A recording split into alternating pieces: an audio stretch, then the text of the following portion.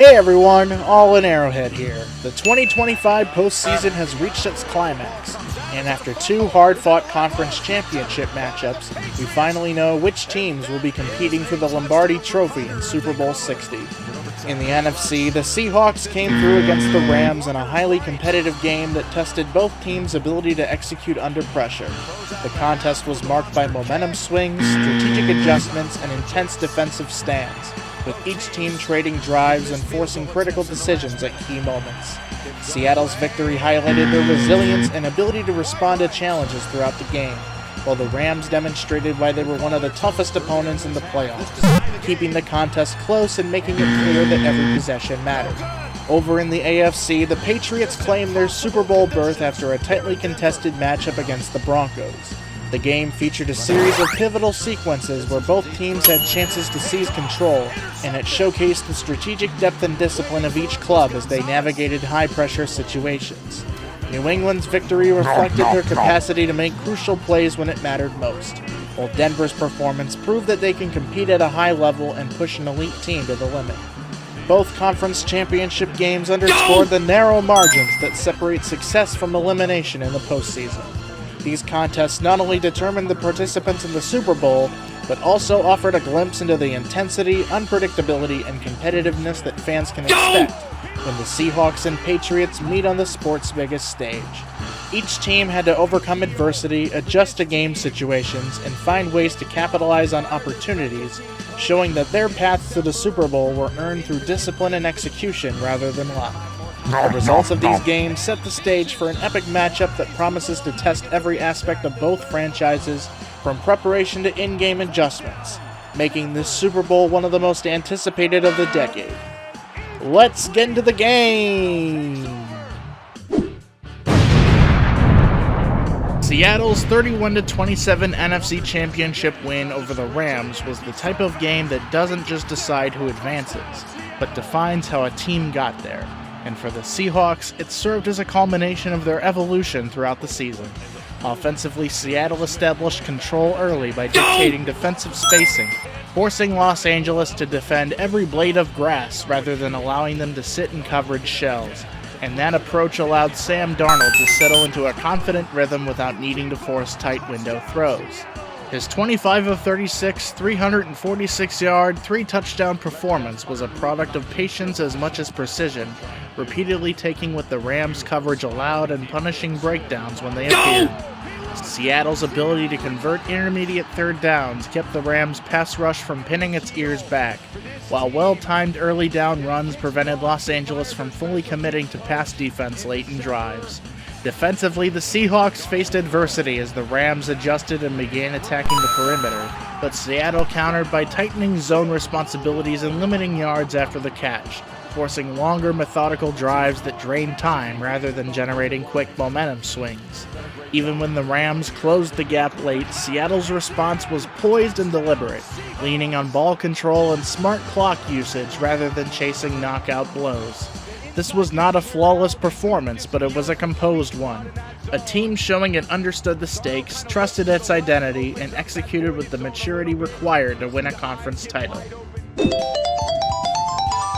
Seattle's roster for Super Bowl 60 is built with real positional depth and contributors up and down the chart, anchored by a well-rounded mix of skilled players and a defense that operates with versatility. On offense, the Seahawks list Sam Darnold, Drew Lock, and Jalen Milroe at quarterback, giving them experience with Darnold and developmental potential in Milroe. In the backfield, the rotation features Kenneth Walker, George Holani, and Cam Akers as ball carriers, with Robbie Oates and Brady Russell providing fullback and relief blocking roles. The receiving core includes a core group of Cooper Kupp, Jackson Smith-Njigba, Jake Bobo, Rashid Shaheed, and Derek Young, with depth peeking through role players who can also impact special teams. Seattle's tight ends, A.J. Barner, Elijah Arroyo, Nick Callerup, and Eric Saubert, provide both inline blocking and intermediate pass options. The offensive line has multiple experienced options with Charles Cross, Abraham Lucas, interior linemen Olu Oluwatimi and Christian Haynes, and supporting blockers Anthony Bradford, Josh Jones, Mason Richmond, Gray Zabel, and Jalen Sundell, giving them flexibility in both run and pass schemes. On defense, Seattle fields a stout front with veterans and multi-year contributors such as DeMarcus Lawrence, Leonard Williams, Byron Murphy, Mike Morris, Jaron Reed, and Brandon Peely anchoring the line, allowing rotational pressure without sacrificing gap discipline. The linebacker group features size and range from Derek Hall, Boye Mafe, Uchenna Nwosu, Ernest Jones, Jared Ivey, Tyrese Knight, Chaz Surratt, Connor O'Toole, Jamie Sheriff, and Drake Thomas, enabling multiple fronts against run and pass. In the secondary, Seattle pairs long coverage with physicality through Devin Witherspoon, Tariq Woolen, Josh Jobe, Nehemiah Pritchett, Kobe Bryant, Nick Emenwari, Julian Love, and Ty Okada, limiting big plays while staying sound in zone and man coverage concepts. On special teams, the Seahawks deploy veteran kicker Jason Myers, punter Michael Dixon, and long snapper Chris Stoll, giving Seattle reliable fields and coverage positioning in tight postseason situations. Seattle's rise to Super Bowl 60 can't be fully understood without appreciating the way the coaching staff has shaped the roster's identity and execution throughout the season. Head coach Mike Macdonald has been the centerpiece of this transformation, taking over in 2024 and immediately imprinting a defensive-first mindset that is translated into disciplined, assignment-oriented football. Seattle's defense ranked near the top of the league in points allowed and points per drive throughout the 2025 regular season, and Macdonald's background as an elite NFL defensive coordinator has kept this unit fundamentally sound and adaptable under pressure. On the offensive side of the ball, offensive coordinator Clint Kubiak has reshaped Seattle's approach, blending an efficient West Coast-style passing scheme with enough run support to sustain drives and protect leads. Kubiak's first season calling plays in Seattle saw the offense finish top 10 in several key metrics, including scoring and third down efficiency, and he's been credited with designing complementary concepts that fit the strengths of the lineup rather than forcing a one-size-fits-all system. Defensively, defensive coordinator Aiden Dirty has been a key voice in Seattle's schematic consistency, emphasizing disciplined gap control and coverage versatility that allows the Seahawks to rotate personnel without giving up explosive plays. While Macdonald has overseen overall defensive philosophy, Dirty's coordination of fronts and coverages has let Seattle's pass rush stay fresh late into games without relying on excessive blitzing. On special teams coordinator Jay Harbaugh has kept the Seahawks competitive in hidden yards and field position battles, an often understated but crucial factor in close postseason games. Harbaugh's units have consistently been reliable in both kicking and return coverage, contributing to Seattle's ability to control game tempo and avoid giving opponents short fields. Across all three phases, this coaching staff has meshed well with the roster. Macdonald's defensive rigor matches Seattle's physical front, Kubiak's offensive balance mirrors the skill position depth, and Harbaugh's special teams continuity has kept the Seahawks in favorable situations. The result is a team that feels prepared, adaptable, and fundamentally sound in every phase, a direct reflection of the coaching structure that has guided them to this point. The Patriots' 10-7 AFC Championship victory over the Broncos was a throwback performance in the truest sense, a game where execution, patience, and defensive discipline mattered far more than box score aesthetics. From the opening possessions, New England made it clear they were intent on controlling tempo, shortening the game, and forcing Denver to win in uncomfortable situations rather than allowing the contest to open up. Ramondre Stevenson's 25 carries for 71 yards reflected a commitment to physical football, consistently setting up manageable second and third downs while wearing on Denver's defensive front. Drake May's passing line, 10 of 21 for 86 yards, didn't define the afternoon, but his impact was undeniable, particularly through his mobility, as his 10 rushes for 65 yards and a rushing touchdown repeatedly punished man coverage and extended drives that otherwise would have stalled. Defensively, the Patriots were surgical, limiting explosive plays, winning early downs, and capitalizing on Denver's mistakes, including a critical interception that flipped field position and ultimately dictated the game's narrow scoring margin. Every possession felt magnified, and New England played accordingly, avoiding unnecessary risks while consistently winning the situational battles that decide postseason games. It wasn't pretty, but it was purposeful, the kind of win that signals a team fully comfortable playing on championship terms. New England's roster for Super Bowl 60 features depth across all three phases, with experienced starters, rotational contributors, and multi-role athletes who have helped keep the Patriots competitive throughout the season. On offense, the quarterback room includes Drake May, Joshua Dobbs, and Tommy DeVito, with May emerging as a statistical leader this year.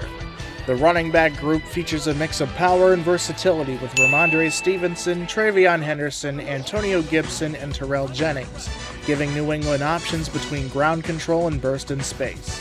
The wide receiving core includes Stephon Diggs, Mack Hollins, Demario Douglas, Kayshon Boutte, Kyle Williams, Efton Chisholm, and additional depth pieces, forming a multi-level passing attack that stresses defenses in zone and man concepts. Tight ends such as Austin Hooper, Hunter Henry, and C.J. Dippre are integral in intermediate passing schemes and two tight end formations that support both blocking and receiving. The offensive line is composed of starters and rotation players including Will Campbell, Jared Wilson, Garrett Bradbury, Ben Brown, Mike Onwenu, Caden Wallace, Morgan Moses, Marcus Bryant, and others that provide interior protection and run blocking cohesion. On defense, New England has a front that mixes size and disruptiveness, featuring players like Christian Barmore, Kyrie's Tonga, Milton Williams, and Corey Durden who work to collapse pockets and set run fits. The linebacker core includes Harold Landry, Kayvon Chaisson, Robert Spillane, Elijah Ponder, Christian Ellis, and Anthony Jennings, giving New England edge presence and run-fit versatility.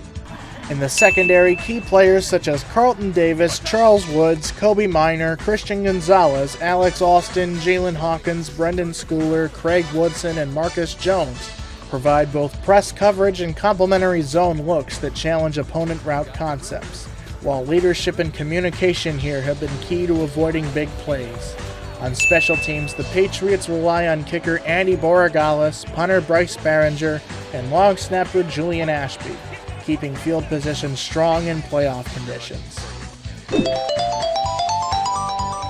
New England's Super Bowl 60 berth also reflects the influence of a coaching staff built for execution, adaptability, and sustained attention to detail across both sides of the ball.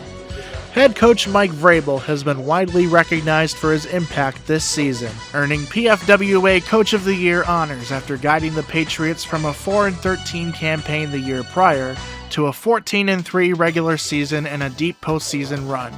Vrabel's leadership is translated into discipline, situational awareness, and a culture of accountability that has kept New England competitive in late-game situations throughout 2025.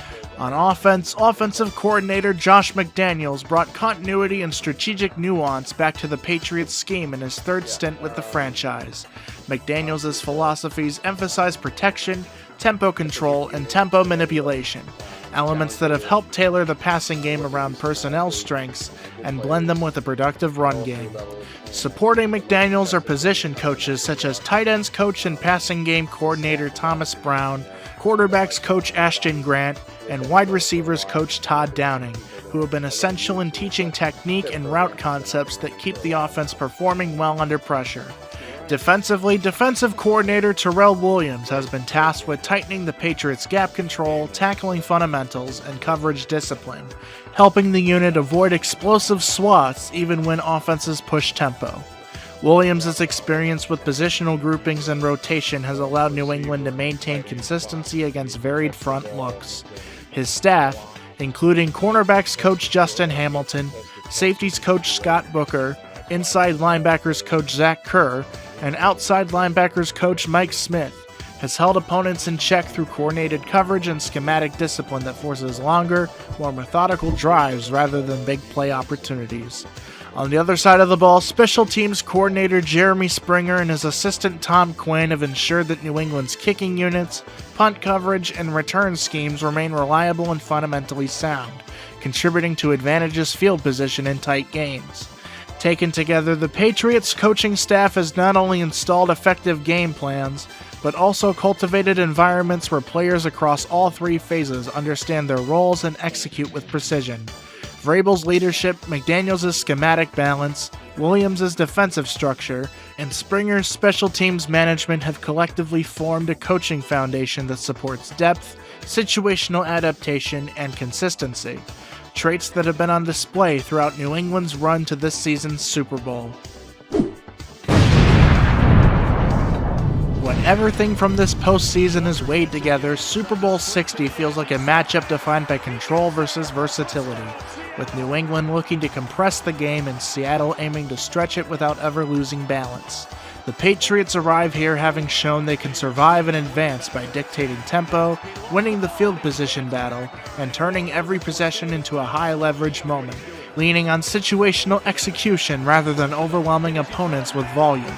Seattle, on the other hand, has reached this point by proving it can win in multiple ways, whether that means leaning into the run game to close out tight contests, attacking vertically when defenses get aggressive, or adjusting mid-game without losing rhythm. For New England, the blueprint is clear. Slow the game early, limit explosive plays, and force Seattle into extended drives where every third down and red zone snap becomes a pressure point, because that's where the Patriots have consistently found their edge. The challenge, however, is that the Seahawks have repeatedly shown an ability to stay composed when that initial plan works against them, finding answers through balance, spacing, and depth rather than abandoning what got them there. As the game moves into the later quarters, the contrast becomes sharper. New England thrives when the margin for error is razor thin, but Seattle has demonstrated a comfort level playing from multiple scripts, whether ahead, tied, or needing to push the pace. That adaptability, combined with the way the Seahawks roster has held up across 4 quarters throughout January, feels like the difference in a game where adjustments matter just as much as the opening game plan. Because of all that, I'm picking the Seattle Seahawks, not just for how they've won in the postseason, but for how complete they've looked across the roster, how consistently they've handled momentum swings, and how capable they've been of controlling a game without forcing it to come out on top and win Super Bowl 60.